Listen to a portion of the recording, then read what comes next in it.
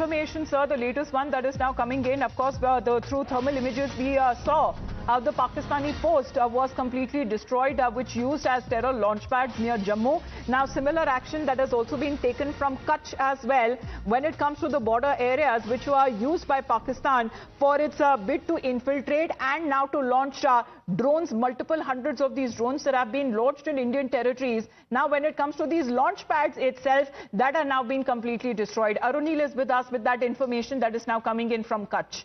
Arunil. Well, that is right, Amita. Basically, a drone was intercepted from the Abdasa area of the Kutch district. This is on the border area. In fact, since last night, around 15 drones have been neutralized in the Kutch district as well as the Banarkasta district of Gujarat.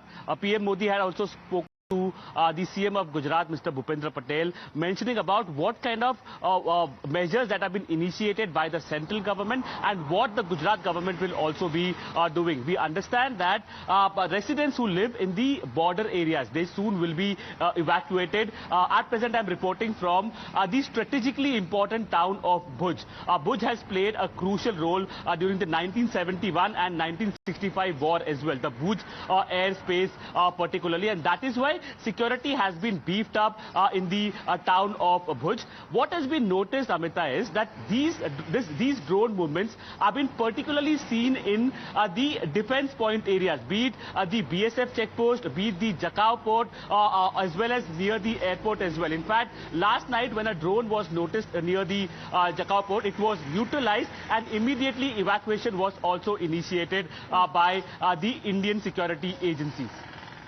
So information that is now coming in from the Pakistani post used as stellar launch pads and drone launch pads that has been destroyed in Jammu. Now, as far as information coming in from Kutch and border villages as well, evacuation that has been done of the civilians. However, 15 of these drones that have been neutralized, second consecutive night that we are looking at of Pakistan's nefarious designs that have been completely thwarted. We are expecting a government briefing to happen soon. Today being day 3 of Operation Sindoor that has been launched. However, what happens from here on remains to be seen as the conflict is now getting bigger. It is intensifying. With that,